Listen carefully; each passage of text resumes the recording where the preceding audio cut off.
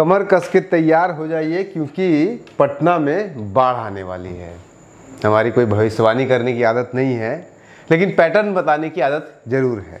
इतिहास खंगालते हैं, देखते हैं, तो ऐसे ही हम आज पटना में, बिहार के पटना में बाढ़ के इतिहास पे थोड़ा सा आपको पैटर्न बताते हैं। 2013 में बाढ़ आई थी, आपको मालूम है। 3 साल के बाद 16 में आई, मालूम है। 3 साल के बाद 19 में आई, वो भी मालूम है। कायदे से तो फिर 19 के बाद 22 में आनी चाहिए थी, लेकिन अभी नहीं आई है, तो कभी भी आ सकती है। और जिस तरह से डेवलपमेंट पटना में हुआ है, नदी को बांधा गया है, नदी ने रास्ता बदला है, तो वो कभी भी आ सकती है।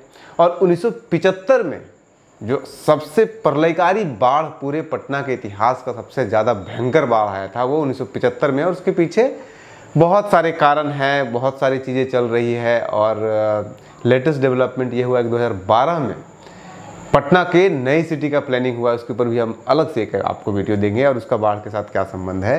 लेकिन फिलहाल ये 4 बाढ़ 1975, 2019, 2016, 2013, इन चारों का कंपेयर करके आपको बताएंगे आज हम कि कैसे पटना की पहचान कभी बाढ़ से नहीं थी, लेकिन धीरे धीरे पटना की पहचान भी बाढ़ से बनती जा रही है। और जिस तरह का मॉडल अपनाया जा रहा है बिहार के अंदर, पटना के अंदर डेवलपमेंट के लिए, पटना के शहर को बढ़ाने के लिए, तो संभावना है कि आगे आने वाले समय में ये और भी बढ़ सकता है। वो हम किसी और वीडियो में बताएंगे। इस वीडियो में सिर्फ इतना, इन चारों का देखिए क्या है।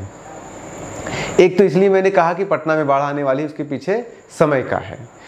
पटना में जब भी बाढ़ आया है वो 15 अगस्त के बाद और सितंबर के अर्ली वीक्स में आया है। सितंबर नहीं तो अगस्त, जुलाई में कभी बाढ़ यहाँ पे नहीं आता, और वो भी 15 अगस्त के बाद ही हमेशा से आया है। उदाहरण के लिए जो आपका बाढ़ आया था 2013 में, वो आया था 3 सितंबर को। 2016 वाला आया था 24 अगस्त को, और 2019 वाला 29 सितंबर को आया था, और 1975 वाला 30 अगस्त को आया था। तो आप 30 अगस्त से 30 सितंबर के बीच में, 15 अगस्त से 30 सितंबर के बीच में सारे बाढ़ देखिएगा।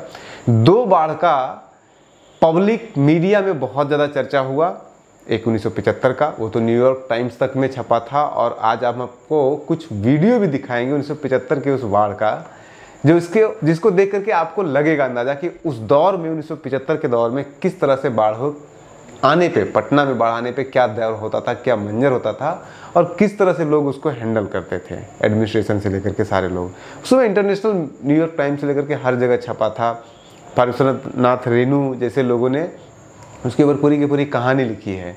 तो वो कहानी भी एक इंटरेस्टिंग है, कभी मौका मिलेगा तो उस कहानी को पूरा आपको सुनाएंगे, वो अलग बात है। लेकिन सबसे ज़्यादा कवरेज उसको मिला, उसके बाद 2019 को कवरेज मिला, और 19 के कवरेज के मिलने के पीछे कारण है सुशील मोदी जी का वो हाफ पैंट वाला वो फोटो जो वायरल हो गया था, कि उप मुख्यमंत्री रहते हुए उस समय उनका वो वायरल हो गया था फोटो।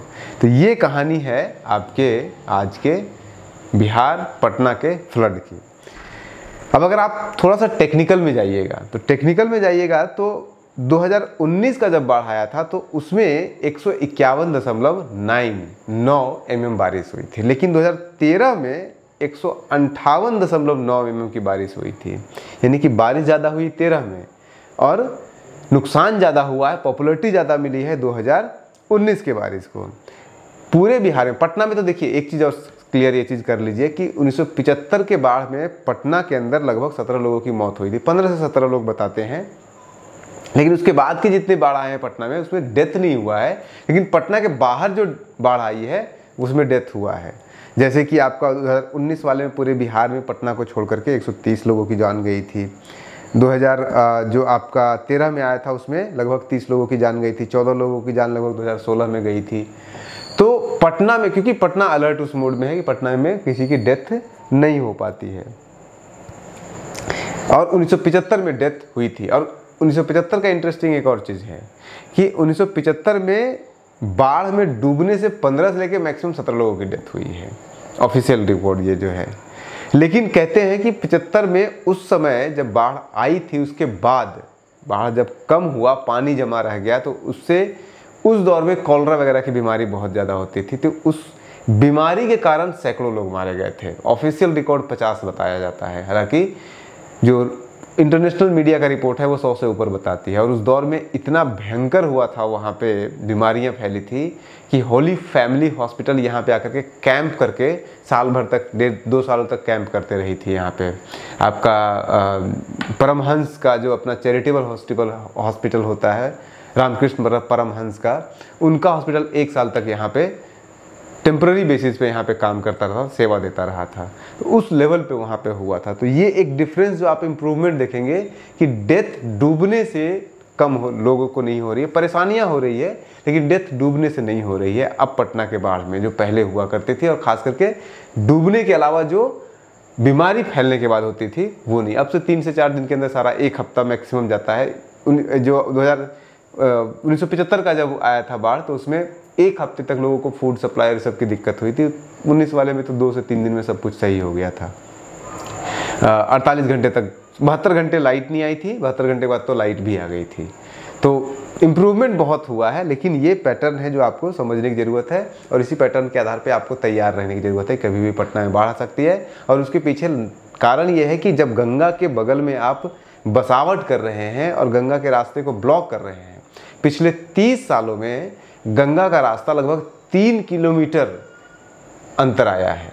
वो शहर से दूर जब भाग रहा है, तो अगर दूर भाग रहा है तो एक समय आएगा जब वो फिर पास आएगा। और ये नदियों की राह बदलने की ये पहचान होती है कि पहले फिर वो रास्ता उधर को जाएगा, आपसे दूर जाएगा और फिर टर्न लेकर के आपके पास आएगा।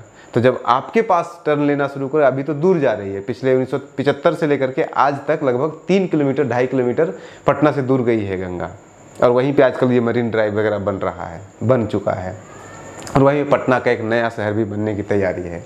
लेकिन जिस समय जब ये समय दूर जाने वाला दौर खत्म होगा और जब पास आने वाला फिर से रिटर्न आएगी नदी, तब क्या तबाही मचाएगी, उसके लिए तैयार रहने की ज़रूरत है पटना एडमिनिस्ट्रेशन को या फिर बिहार सरकार को। अब एक और अंतर आप समझ लीजिए कि 2016 का बहुत ज़्यादा न्यूज़ में नहीं आया था बाढ़। और उसके पीछे कारण ये था कि कोई बारिश से नहीं, बाकी बाढ़ें जो होती थी वो बारिश से होती थी। 2016 वाला इसलिए हुआ था क्योंकि इंद्रपुरी जो बराज था सोन नदी के ऊपर, उससे पानी बहुत ज़्यादा छोड़ दिया गया था उस कारण से। तो यानी कि वो जो हुआ था वो कहीं ना कहीं मिस्टेक था या मैनमेड कह सकते हैं, ज़बरदस्ती कराया हुआ बाढ़ था, इसलिए बहुत ज़्यादा मीडिया कवरेज उसको नहीं मिला था। एक और आपको इंटरेस्टिंग फैक्ट इसमें यह है कि 1975 के बाढ़ के बारे में इसलिए भी उसका अंदाज़ा आप लगा सकते हैं कि क्यों इतना ज़्यादा भयावह था। तो अगर डेटा पे देखेंगे तो 2016 का जो बाढ़ आया था, जब नदी से पूरा का पूरा बैराज खोल करके पानी छोड़ दिया गया था, तब उस समय 11.67 क्यूसेक पानी छोड़ा गया था, मतलब बहाव हुआ था गंगा नदी के अंदर। क्यूसेक का मतलब होता है क्यूब मीटर, इसका मतलब होता है क्यूबिक फुट पर सेकेंड। इतना पानी बह रहा था गंगा के अंदर 2016 में। लेकिन वो 75 में 14.48 क्यूसेक था, यानी कि बहुत ज़्यादा डिफरेंस था। इसलिए ही वहाँ पे तबाही ज़्यादा मची थी। 1975 के बाढ़ की कहानी बहुत इंटरेस्टिंग है और उसके लिए इस एक वीडियो में इसको समेटना संभव नहीं है। उसके लिए हम आपको 1-2 डिटेल वीडियो देंगे, जिसमें कि रेणु की जो कहानी है वो अलग से सुनने की ज़रूरत है। जो पार्श्वनाथ रेणु ने उस बाढ़ के एक्सपीरियंस, क्योंकि उसमें वो पटना में ही रहा करते थे, तो पटना को उन्होंने बहुत अच्छे ढंग से एक्सप्लेन किया। और भी बहुत सारे ब्लॉगर ने उसको मिला करके एक बना देंगे हम आपके लिए। और उसके बाद फिर एक आपको बनाएंगे किस तरह से पटना फिर से बाढ़ के कगार पर पहुंचा हुआ है। बने रहिए न्यूज़ हंटर के साथ। मिलते हैं अगले वीडियो में। नमस्कार।